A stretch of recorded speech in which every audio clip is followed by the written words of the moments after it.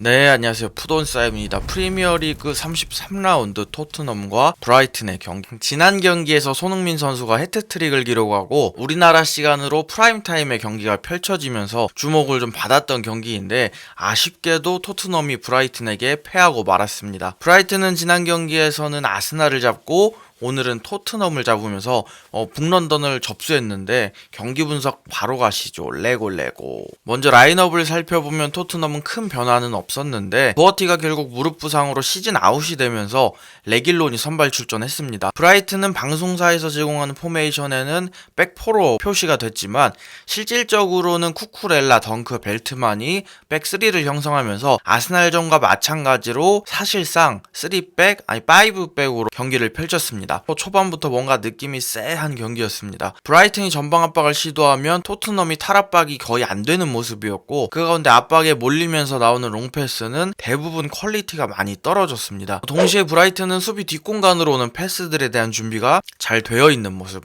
사실 전반전은 딱히 할 말이 없습니다. 토트넘은 전혀 이렇다 할 플레이를 펼치지 못했고 그렇다고 브라이튼이 공격적으로 더 뛰어난 모습을 보여준 것도 아니고 그나마 이야기할 부분은 브라이튼의 음에프가 경고가 있는 상황에서 파울을 여러 번 했지만 아슬아슬하게 퇴장을 당하지 않고 살아남았다 정도? 결국 브라이튼이 토트넘이 원하는 축구를 할 수 없게 만든 거죠. 사실 전반전이 매우 답답했기 때문에 하프타임 이후 콘테 감독이 뭔가 변화를 줄 거라고 생각했는데 전혀 그런 모습은 나오지 않았습니다. 브라이튼은 경기 내내 5명의 수비수 앞에 활동량 좋은 3명의 미드필더를 배치했는데 생각해보면 토트넘의 중원은 호이베르, 벤탄쿠르 단 2명이죠. 그럼 결국 숫자 싸움이 되지 않기 때문에 토트넘이 브라이튼의 측면을 공략하거나 센터백을 적극적으로 공격에 가담시키거나 아니면 미드를 늘리거나 전술적으로 뭔가를 했어야 되는데 그런 모습이 나오지 않았고 대부분 뒤에서 공을 돌리는 게 전부였습니다. 35분 기준 파이널 서드 즉 상대 수비 진영에서 이루어진 패스 숫자가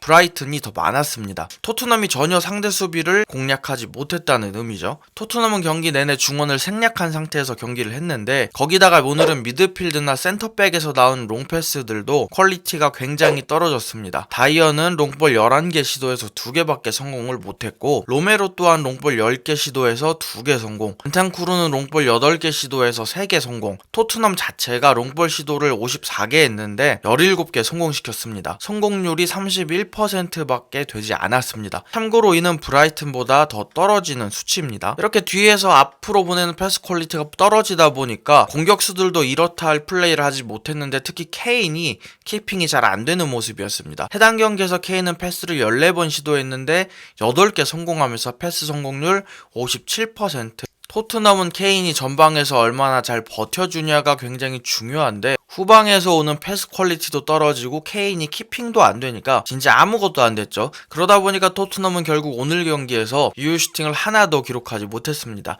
사실 근데 여기서 이야기를 하지 않을 수가 없는 게 물론 훈련이 없는 본인 휴가 기간이긴 한데 아스톤 빌라전 이후 케인이 미국에 다녀왔죠. 오거스타 마스터즈 골프 대회에 다녀왔는데 결과론적이지만 경기에서 몸이 무거웠던 게 이해가 갑니다. 손흥민 선수는 오늘 경기에서 터치 27회, 패스 시도 11회, 패스 성공률 100%. 손흥민 선수 또한 공을 많이 못 만졌는데 사실 이건 해트트릭을 기록한 지난 경기에서도 그랬습니다. 지난 경기에서 78분 소화하면서 시도한 패스는 10개. 지난 경기 같은 경우는 케인이 내려가서 공을 받고 전방에서 뛰면 손흥민한테 공이 왔는데 오늘 같은 경우는 브라이튼이 내려앉다 보니까 그럴 공간 자체가 많이 없는 상황에서 가끔 수비 뒷공간을 노려도 손흥민 선수한테 패스가 가지 않았는데 이 장면만 보더라도 손흥민 선수가 사이드로 볼을 주라고 하는데 벤탄쿠르가 그냥 수비 뒷공간으로 냅다 패스를 보내더라고요. 손흥민 선수는 공이 오니까 일단 뛰기는 하는데 무튼 좀 이렇게 안 맞는 뭔가 좀 삐그덕거리는 토트넘의 경기였습니다. 개인적으로 콘테 감독이 레길론을 빼면서 백포로 전환을 하고